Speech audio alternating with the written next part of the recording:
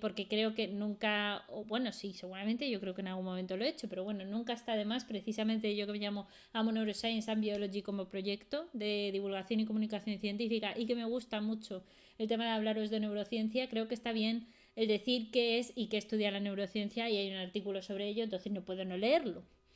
Introducción. Desde un punto de vista biológico, los seres humanos somos organismos que requerimos de comunicación entre todo aquello que sucede con nuestro medio interno. Por un lado, el funcionamiento de los diferentes sistemas, aparatos, órganos, tejidos y células del cuerpo, y por otro lado, del medio externo, es decir, el mundo que nos rodea. El fin último de esta función de relación, la cual junto con las de nutrición y reproducción son las funciones vitales, ¿no? En esencia, no es otro que el de el punto en el que sobrevivir a los cambios es el gran objetivo, ¿no? Entonces, sea la elevación del latido cardíaco o bien la frecuencia respiratoria durante una carrera, el estado de concentración durante la realización de un examen o incluso la puesta en marcha de la digestión durante una comida, tras cada una de todas estas situaciones hay un mecanismo activado por una cosita llamada el sistema nervioso, ¿vale? ¿Qué lo compone y quiénes y por qué se tiene interés en este sistema dentro de nuestro cuerpo desde un punto de vista científico? ¿Cuáles son las preguntas que tratamos de responder? Pues a ver, la primera es cómo se comunican las neuronas. El término neurociencia realmente da nombre a la disciplina científica que se ocupa del estudio del sistema nervioso, un conjunto de órganos encargado de captar, analizar y responder a los cambios continuamente que se producen a nivel interno y externo, como hemos visto antes, y este proceso de comunicación rápido y preciso se lleva a cabo gracias a la acción de células especializadas denominadas neuronas y a la generación y transmisión de cambios de tipo eléctrico y químico en estas diferentes regiones que las componen. Dichos cambios se conocen como lo que comúnmente llamamos el impulso nervioso. Las células nerviosas o neuronas cuentan con un cuerpo celular donde se incluye su núcleo, ¿vale? Es una zona de recepción del impulso nervioso, normalmente que suele ser por aquí, por las dendritas, llegan aquí al núcleo, entre comillas, de la neurona, pasan por el axón y llegan hasta la dendrita, ya del final del axón, y nuevamente, ¡pum!, dan otro impulso nervioso hasta la siguiente neurona, ¿vale? Y esta estructura tan mona es la que compone todo el sistema nervioso en gran parte. Bueno, todo no, porque luego ya hemos visto que hay otro muchísimo conjunto de células, ya lo hemos visto yo creo en otras ocasiones, que componen realmente el sistema nervioso. Pero bueno, la neurona es uno de los principales. Al no existir un contacto directo entre la neurona y la siguiente, ¿vale?, entre una y otra, se produce una cosa, una participación en ese impulso eléctrico y las sustancias químicas, que son también los llamados neurotransmisores, y es que la neurona que emite y la neurona que recibe forman esto que veis aquí, que es un botón sináptico, es decir, la dendrita de la que lo proporciona, ese impulso nervioso, y la que lo recibe. En definitiva, que por esto se dice que existe en la sinapsis, en esta conexión neurona-neurona, denominada sinapsis, existe una neurona presináptica o emisora y una neurona postsináptica o receptora de ese impulso nervioso. Esta comunicación entre neuronas puede darse al mismo modo que una neurona y otros tipos de células, como puede ocurrir entre una neurona y un músculo o una fibra muscular. O lo mismo ocurre con los movimientos voluntarios tales para hablar, escribir, andar, correr y nadar, pues tienen que ver con este tipo de cosas. Hay un punto que permite accionar este tipo de mecanismos y hay otros que son de tipo involuntario, que no estamos todo el tiempo pensando en ellos, tales como respirar, la actividad del intestino, el latido del corazón, que es constante. Tú no tienes que estar pensando, a ver, corazón, late, late, late, late ahora otra vez, late otra vez, no. Y ya encima, imaginaos, tuvieras que estar pensando late súper rápido cuando estás precisamente después de hacer ejercicio, que sueles estar a tope. Y asimismo, de igual modo, las células glandulares que hay en nuestro cuerpo en diversos puntos aumentan, bloquean o incluso promueven que haya impulsos nerviosos dependiendo de la producción de las sustancias que van a viajar a través de la sangre y que son las susodichas hormonas. Entonces, ¿cuál es el objetivo real que tiene la neurociencia como ciencia? Comprender cómo funciona el sistema nervioso. Ahí es nada, ¿eh? Es una cosa muy sencilla. Pero claro, para ello los investigadores de este campo examinan cómo se forma, cómo crece, cómo cambia el cerebro a lo largo de toda la vida, cómo funciona el lenguaje y la memoria, el papel de los genes, de las proteínas, de las moléculas, el funcionamiento de las neuronas, de todas las células que componen realmente el cerebro, que son muchas más allá de las neuronas, las áreas y los procesos del cerebro en la conducta animal y en la humana, el origen y el tratamiento de los distintos trastornos neurológicos, propiedades y funciones de todos los tejidos y órganos que están relacionados con el sistema nervioso, interacciones entre las propias células, en fin, todo lo que esté asociado. El estudio del sistema nervioso no solo genera importantes avances en la comprensión de nuestra biología básica, por supuesto, sino que también nos permite conocer algunas de las patologías que se encuentran asociadas a este sistema nervioso, tales como las enfermedades neurodegenerativas, trastornos conductuales, enfermedades neurodegenerativas más típicas y de las cuales ya hemos hablado, el Alzheimer o el Parkinson, trastornos conductuales tales como puede ser el trastorno de déficit de atención, la hiperactividad, el autismo, o los problemas de salud mental tales como la esquizofrenia o el trastorno obsesivo-compulsivo, así como algunas lesiones que se produzcan en el cerebro o en la médula, a veces producidos por accidentes traumáticos, es decir, por un traumatismo. Así pues, ¿y cómo se organiza el sistema nervioso? Esto yo creo que ya lo hemos visto, pero no está de más que os lo cuente. Sistema nervioso. Principalmente, y desde el punto de vista más anatómico, el sistema nervioso se puede dividir en dos partes principales. El sistema nervioso central, formado por el encéfalo y la médula espinal, y, por otro lado, el sistema nervioso periférico, compuesto por los diferentes nervios que conducen a los impulsos nerviosos desde el sistema nervioso central al resto del cuerpo, y los ganglios nerviosos, que son determinados puntos de concentraciones neuronales, ¿vale? Normalmente, y de otras células también nerviosas, pero sobre todo neuronas, que se encargan de dar este tipo de estímulos. En el sistema nervioso central, o SNC, que lo veréis así muchísimas veces, es el encargado de procesar sobre todo la información interna y externa del cuerpo y generar así respuestas ante esta. Una función de coordinación del organismo en la cual participan el encéfalo y por tanto también la médula espinal. Alojado también en el interior de lo que sería el cráneo, nuestra cabeza, y protegido además por las meninges, que son esas capas que os comentaba el otro día, así como el líquido cefalorraquídeo, que es un líquido que está ahí permitiendo que haya una cierta consistencia de amortiguación para los golpes, por ejemplo, consta de tres regiones claramente diferenciadas. Y es que la primera y de mayor volumen es el cerebro, responsable en principio de la actividad mental, el comportamiento, los movimientos voluntarios, las funciones viscerales, es decir, todas esas funciones que se llevan a nivel interno y que no estamos todo el tiempo pensando, como el latido del corazón, la respiración y demás, la percepción sensorial, olfato, vista, oído, tacto y gusto, e incluso el equilibrio, también lo incluiría yo aquí, y se compone también de una capa externa denominada la corteza o córtex cerebral, dividida en esos dos hemisferios izquierdo y derecho o derecho e izquierdo, en cada uno de los cuales se pueden distinguir una serie de lóbulos de igual nombre que los huesos del cráneo que los protegen, ¿no? Tendríamos el frontal, luego tendríamos el parietal, ¿vale? Que está más bien como por aquí, más o menos. Temporal, como la zona de la oreja, y el occipital en la zona de la nuca. Y en segundo lugar está el cerebelo, que suele estar justo por debajo del occipital, un poquito más aquí, un poquito más abajo, ¿no? Localizado por encima de la nuca, de hecho, y responsable del mantenimiento de la postura corporal, del equilibrio y de controlar prácticamente todo movimiento que estamos haciendo.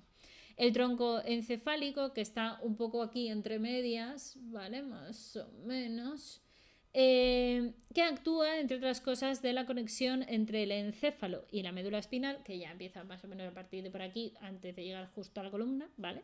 Y además de controlar las funciones involuntarias esenciales para nuestra supervivencia, como la respiración, los vasos sanguíneos o el ritmo cardíaco, pues fijaos todo lo que controla. En cuanto a la médula espinal, ¿qué es lo que hace? Pues es un cordón larguísimo que va conectando todo el cerebro con todo el resto del organismo.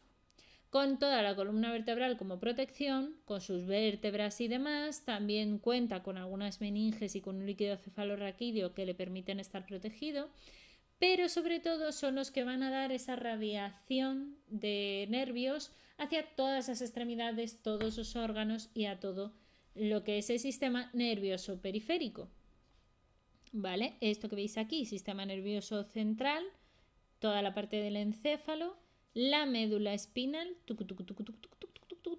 y a partir de la médula espinal salen todos los nervios hacia el resto de sitios, si os dais cuenta.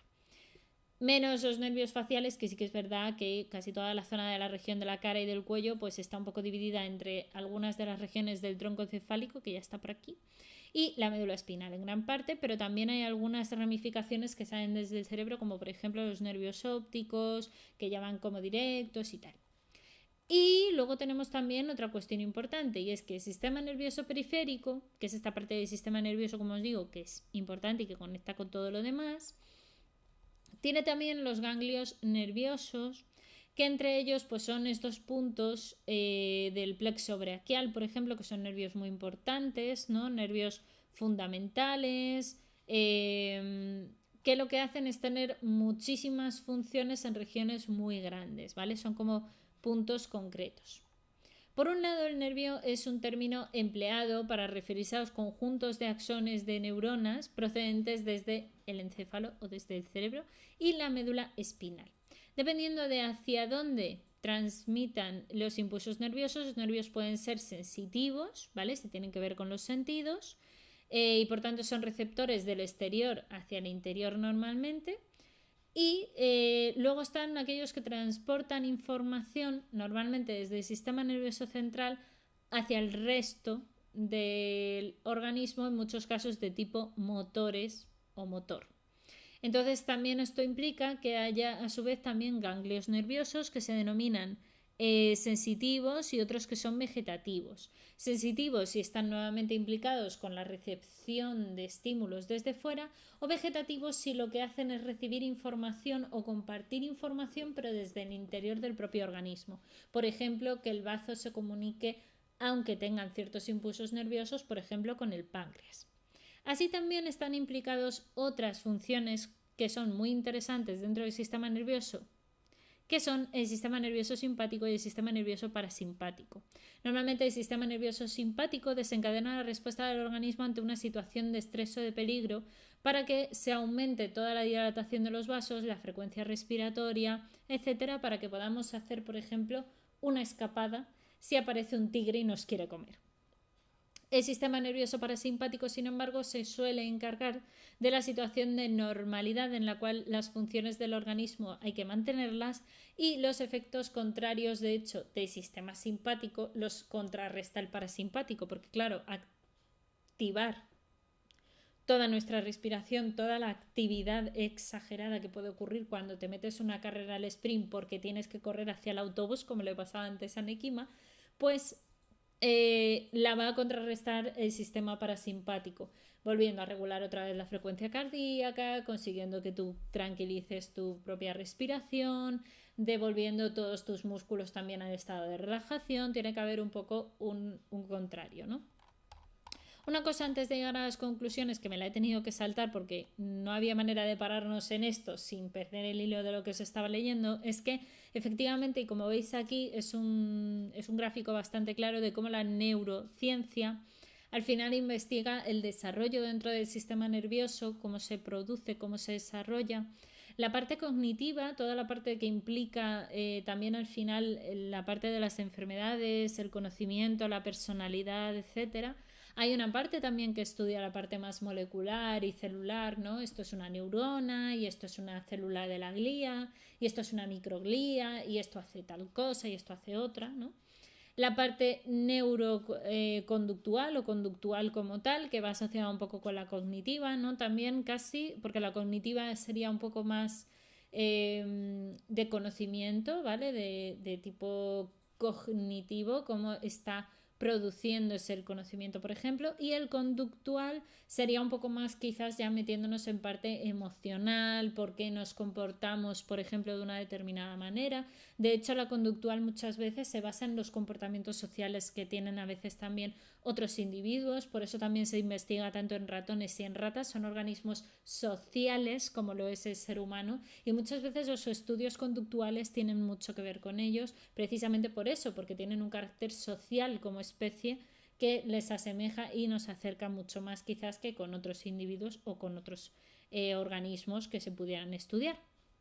Hay una parte clínica, como hemos visto antes, que estudia las enfermedades dentro del sistema nervioso y la neurofisiología, es decir, cómo funciona todo ese sistema nervioso para entender cómo funciona a nivel fisiológico. Y eso al final es infinito casi, porque como os digo, todo el sistema nervioso al final está conectado a, literalmente, como se puede ver en el esquema de aquí abajo, ¿dónde no hay sistema nervioso? Central o periférico.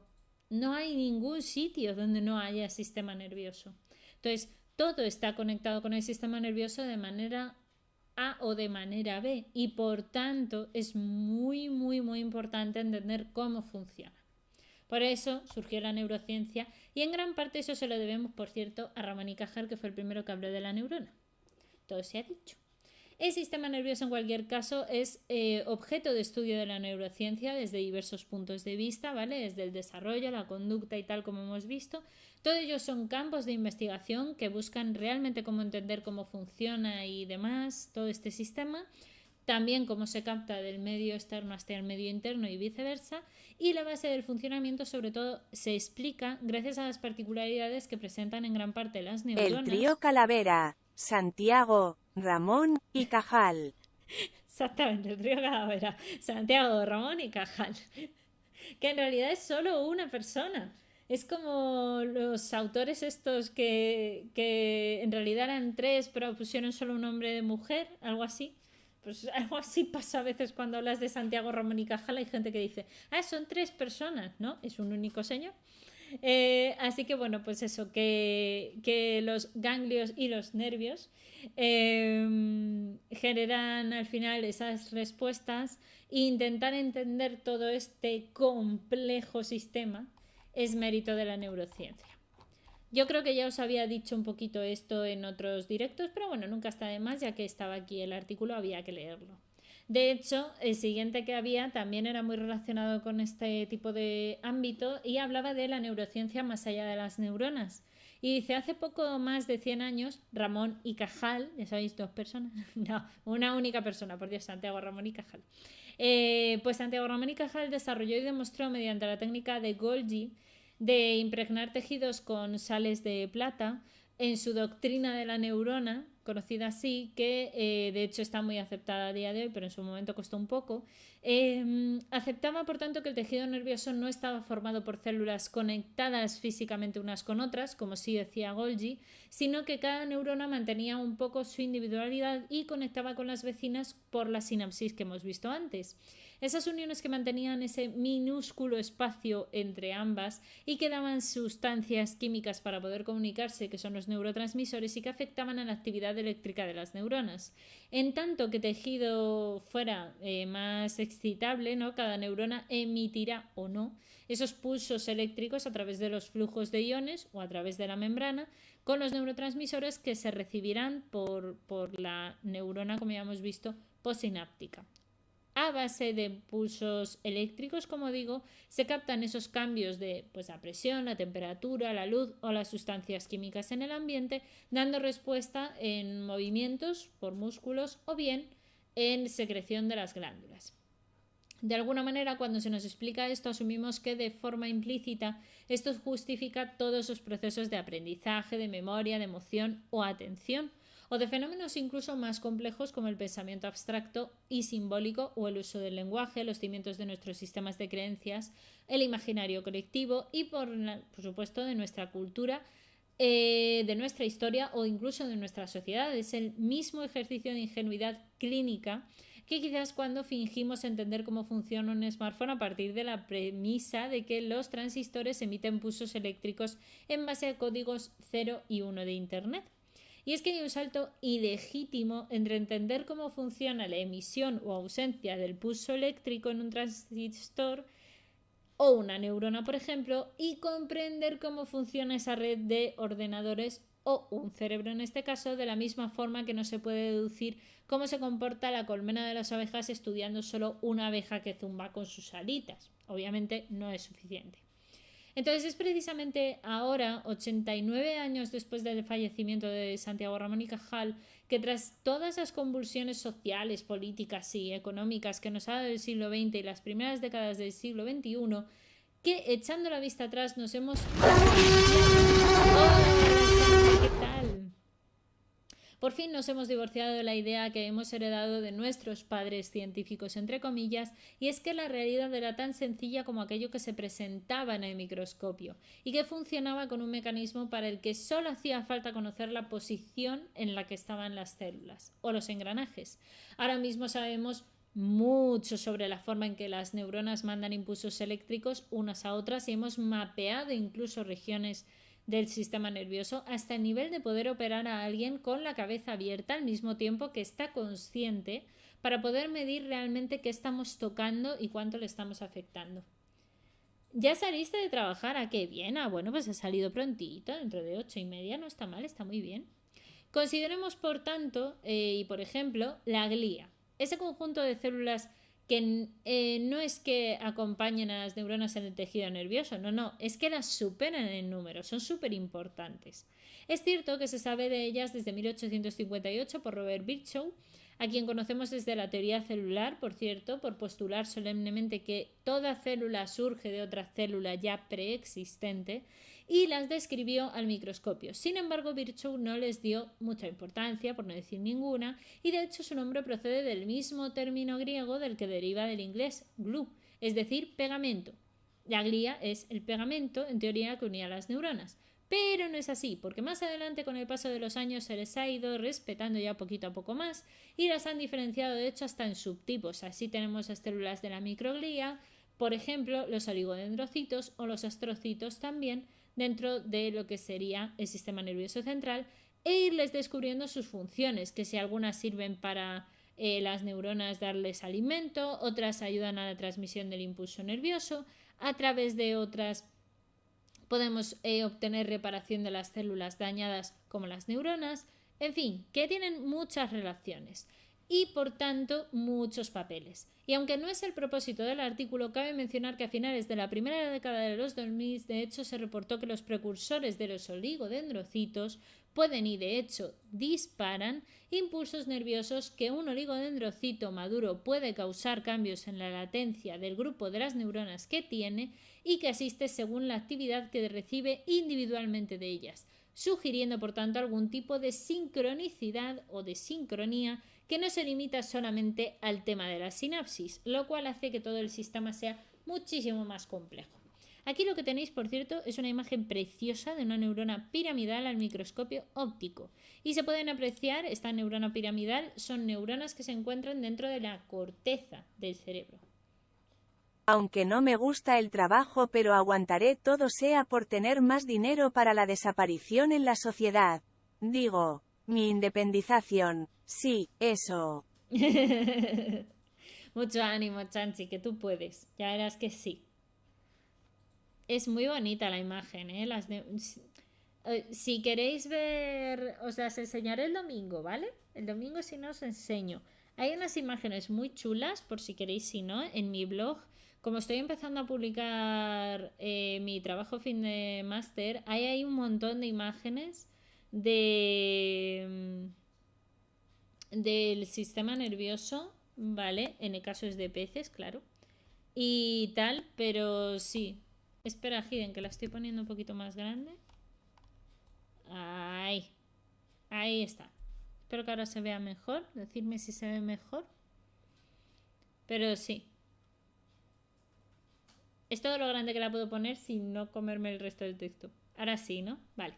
Pues esto es la neurona, ¿vale? Este sería el núcleo. Esto sería como el cuerpo de la neurona. Y como veis tiene un montón de...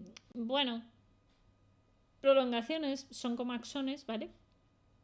Realmente, Y pues bueno, ahí está como conectando con varias cosas. Esto es muy típico de estas neuronas piramidales, ¿vale? Que se encuentran, como os digo, en la región de la corteza del cerebro y que son bastante numerosas y ayudan precisamente porque veis que tienen muchas prolongaciones, permiten conectar muchas células o neuronas a la vez. Esto ayuda un montón a todo el tema de la memoria, a interconexiones, a redes neuronales concretas, etcétera. Hay gente que solo tiene una de estas. No. Hay gente que tiene una de estas con una única conexión, el resto han muerto todas y solo tienen un bracito que conecta. Vamos a hablar con propiedad, Chanchi, vamos a hablar con propiedad. Pero sí. Entonces, bueno, permitidme que vuelva a poner esto un poco más pequeño, porque es que si no, no vais a leer el texto entonces ahora y tampoco estaría bien eso. Entonces, uno menos. Ahí. Vale. Entonces, por ejemplo, el caso del... Ay, perdón, que me saltaba un renglón. Entonces, es cierto que las neuronas son muy importantes para el sistema nervioso, sin lugar a dudas. Solo en el cerebro hay 80... Y te pasas diciendo que tiene esa neurona un brazo. No tiene, no lo suavices. Pues eso, no tiene razón. Gracias, Chanchi. Eso. Entonces, es cierto que las neuronas son muy importantes para el sistema nervioso. Solo en el cerebro hay 86.000 millones de neuronas, de hecho. Y para que lo pongas en contexto, se estima que a lo largo de toda la historia de nuestra especie hemos existido nada más que 117.000 millones de personas en el planeta en total. Y que la Vía Láctea como mínimo tiene unas 100.000 millones de estrellas. Y por tanto queremos dejar explícito que no es tanto el número de neuronas, sino las conexiones que forman entre sí las que llaman la atención. Una única neurona puede tener y hacer hasta 5.000 y 200.000 sinapsis con otras neuronas. Yo no neurono, pero ¿cómo no vas a neuronar, Cristina? Por favor, si estás aquí en este directo, tú neuronas a tope, tía, por favor, un poquito de respeto. Pero no podemos entenderlo todo, no obstante, basándonos en estos datos solamente, sino que además nos dejaría un cerebro humano, fijaos, estándar, y cuando digo estándar me refiero que será medio, como mínimo 430 billones de conexiones. Yo, como decía Chanchi, dudo de que haya alguien que tenga hasta una, pero bueno, eso ya es otra cuestión. Yo tampoco neurono, soy un fósil. Exacto. Venga, el verbo neuronar. Yo neurono, tú neuronas, ella neurona. Muy importante. Nosotros neuronamos, vosotros neuronáis, ellos neuronan. Necesito una camiseta de yo neurono a tope. Exactamente. Vamos a inventar un nuevo término. Neuronar. Y entonces se levanta Santiago Ramón y Cajal de la tumba y nos mata a todos. De hecho, por cierto, hablando de Santiago Ramón y Cajal, esto es un dibujo de Ramón y Cajal por un cachito, ¿vale? Que, bueno, pues para que lo sepáis, que es bonito. Mira qué dibujos más chulis. Tenía un gran detalle este señor, ¿eh? Entonces, luego está el tema del VIH, ¿vale? El VIH, que es una enfermedad que ya sabéis que es un síndrome de inmunodeficiencia adquirida en humanos, no se suele explicar en relación con el sistema nervioso, sino que limitamos a su papel como un destructor de la inmunidad celular que nos protege de infecciones. Pero hoy se sabe también que el VIH puede causar muchos problemas a nivel neurológico en el cerebro y dañar gravemente, por tanto, el sistema cerebral. Y sin afectar una sola neurona. Entonces vosotros diréis, ¿pero cómo lo hace? Pues es que este retrovirus no invade las neuronas directamente. Lo que hace es que afecta a la microglía, que es un tipo de célula de la glía que tienen la capacidad de fagocitar virus, ¿vale? Son como parte del sistema protector del cerebro, esa parte del sistema inmunitario. Entonces, ¿qué ocurre? Estas células, concretamente la microglía, la descubrió otro científico español del cual yo creo que ya os he hablado aquí, que es Pío del Río Ortega, discípulo y coetáneo de Santiago Ramón y Cajal, y la infección por VIH en la microglía puede conducir a muchos síntomas y trastornos con la pérdida de sensibilidad, de dolores de cabeza y problemas de memoria o de atención, entre otros. Entonces, ¿qué ocurre? que en la literatura angloparlante se ha visto que el HANT, parte del VIH-1 asociado a un desorden neurocognitivo, se trata de una enfermedad neurodegenerativa que termina incapacitando a la víctima hasta que realiza las actividades más básicas y por tanto empeora su adherencia al tratamiento antirretroviral que se puede aplicar en otros casos, ¿vale? Para que veáis un poco la cuestión. No tenemos ni idea de cómo funcionan estos trastornos, aunque tengamos localizada la microglía y el VIH. Entonces, esto implica que la microglía, en principio, que es una célula que se dedica, como os digo, a todos los procesos de protección, pues libera las citoquinas, libera los procesos de inflamación y va a proteger igual que cualquier otra célula que ya hemos visto del sistema inmunitario. Que por cierto, si queréis ver el sistema inmunitario más despacito, lo podéis ver en el canal de YouTube por si os apetece. Igual que el sistema nervioso también lo podéis ver en el canal de YouTube si os apetece más despacito. Cada vez son más las pruebas que señalan por tanto el papel de la microglía y su estado en los procesos de inflamación que van asociados con algunas otras enfermedades también neurodegenerativas tales como el Alzheimer. Entonces, ¿qué ocurre? Que en el caso del VIH y en el caso, por supuesto, del Alzheimer o otras enfermedades neurodegenerativas, así como de los tumores cerebrales, es común encontrarse este tipo de células dañadas. Insisto, no son las neuronas, son la microglía o otras células de la glía. Es el caso, por ejemplo, del glioblastoma, que se conoce así precisamente porque están afectadas las células de la glía, o el caso del neuroblastomas, que son restringidos casi por completo a bebés y a niños por desgracia, o también las neoplasias como el neurocitoma central. Son casos aún así raros, pero bueno, de hecho, fijaos, el glioblastoma tiene una incidencia anual de 3 por cada 100.000 habitantes y una prevalencia de 1 por cada 100.000 habitantes. En España se supone que hay 1,4% del total de casos de cáncer, de estos tipos de cáncer del cerebro, diagnosticados. Por cierto, que también, si queréis saber un poco más de este tipo de cánceres y buscáis en Twitter y en Facebook, yo hablé del glioblastoma y del neuroblastoma en hilos, ¿vale? De Twitter. Y también seguro que lo podéis buscar por Facebook porque fueron muy del principio, pero ahí están, por si queréis. Y si no, un día recordármelo y lo leemos aquí en directo también.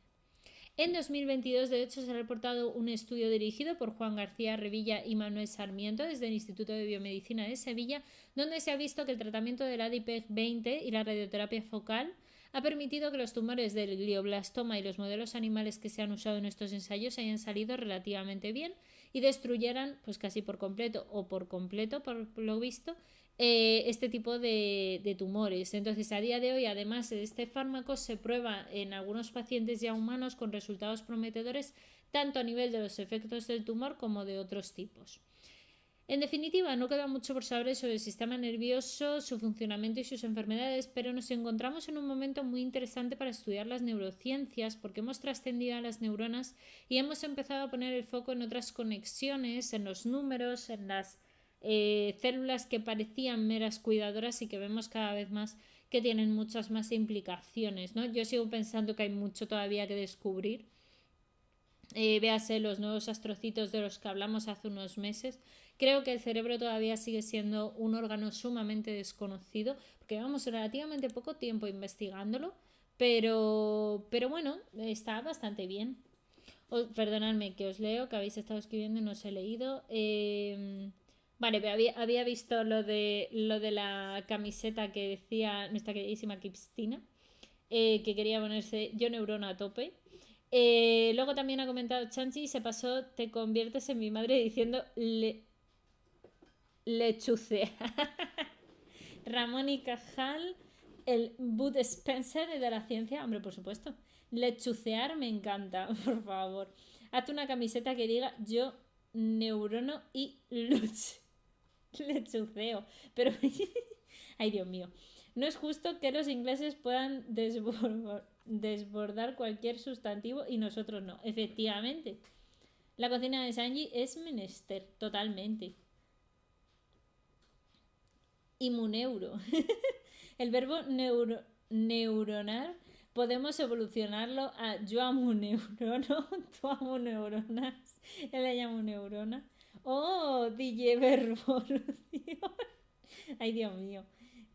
Cristina, y mientras sucede suena de fondo la canción de Digimon de Braveheart. Máximo. Ostras, qué gran canción, ¿eh? Qué gran canción. Podríamos hacer un vídeo con eso.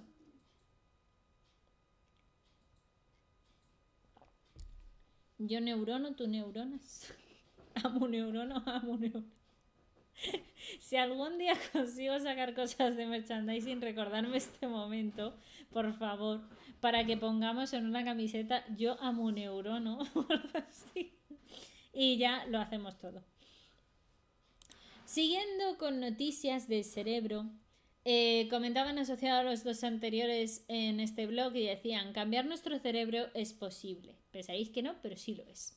Investigaciones de los últimos 40 años han revelado que nuestro cerebro se reorganiza anatómicamente con la experiencia, ¿no?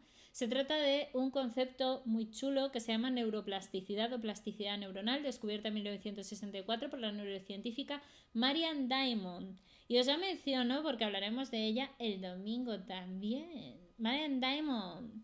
Ella y su equipo revirtieron la idea tradicional de que el cerebro es un órgano rígido que permanece tal cual a lo largo de la vida del individuo. Esta científica fue la primera en demostrar que el cerebro puede cambiar con la experiencia y mejorar con el enriquecimiento ambiental. Y su trabajo con ratas demostró que un entorno enriquecido, cuando había juguetes y compañeros, es decir, las ratas, como os decía, son organismos sociales, cambiaba mucho la anatomía y mejoraba el aprendizaje en el cerebro.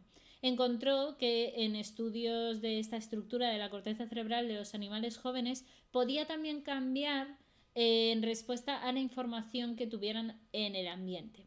Nuestro cerebro, por tanto, tiene una capacidad extraordinaria para cambiar y reconfigurar funcionalmente y físicamente su estructura en respuesta al estímulo ambiental. La demanda cognitiva o la experiencia conductual son ejemplos de ello. Lo podemos encontrar, por ejemplo, en el aprendizaje de un segundo idioma. La evidencia de imágenes estructurales cerebrales mostró que hay cambios cerebrales inducidos por esa experiencia de tener un segundo idioma, incluido el aumento de la densidad de la materia gris y la integridad de la materia blanca. Es decir, aquí hago un pequeño inciso. Aquellos que son angloparlantes y no se molestan en aprender otro idioma no van a tener tanta sustancia gris ni blanca como los que hemos tenido que aprender, por ejemplo, el inglés u otros idiomas. Por ejemplo, los cambios anatómicos, así como los patrones neuronales funcionales que son inducidos por ese aprendizaje, son sumamente importantes. Entonces, a nivel de las competencias y de lo que es el rendimiento, las características específicas de un nuevo idioma hacen que la práctica y el ejercicio físico también que supone a nivel neuronal se ha asociado también por eso con la neuroplasticidad, así como el propio ejercicio físico en sí, que produce, entre otras cosas, factores neurotróficos. Ale, mi trabajo aquí está hecho. Ahora has hecho el clip. Muy bien, así me gusta. Muchas gracias, Chanchi. Ese clip lo voy a poner luego en el... Lo voy a guardar y lo voy a poner en el Patreon también. Pues si alguien lo quiere guardar para los restos, pues ahí lo va a tener. Entonces, los factores neurotróficos, que son los que producen o ayudan a que se produzcan neuronas, y la función cognitiva en modelos animales y humanos. Entonces, al final la neuroplasticidad a lo que se refiere es básicamente a la capacidad biológica inherente y dinámica del sistema nervioso central para madurar, cambiar estructuralmente y funcionalmente en respuesta a las experiencias que tenemos y en respuesta también a veces incluso a lesiones que existan. Esa modulación pues viene mediada por un montón de cosas, genética, factores moleculares, enzimas, receptores, proteínas, a nivel celular, de la dinámica de cómo son las conexiones sinápticas, la formación de circuitos neuronales, etc. Amo Mecha, amo Mazinger, amo Helio. Que me hace mucha gracia.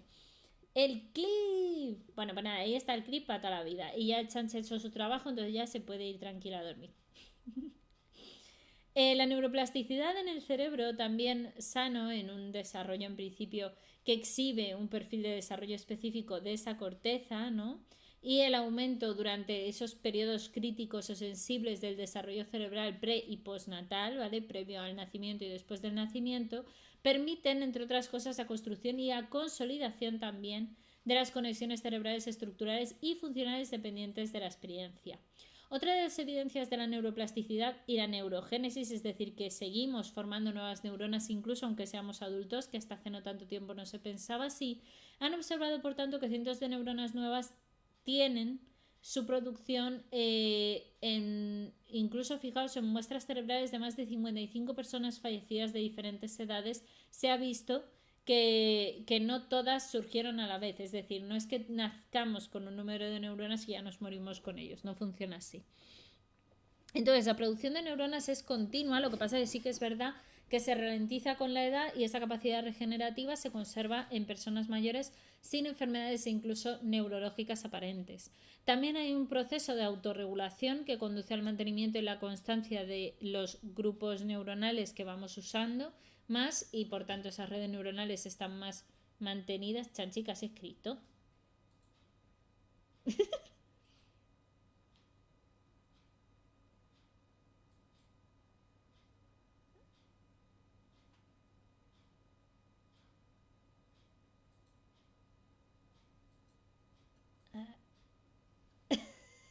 Estoy procesando Windows. ¿Qué has escrito?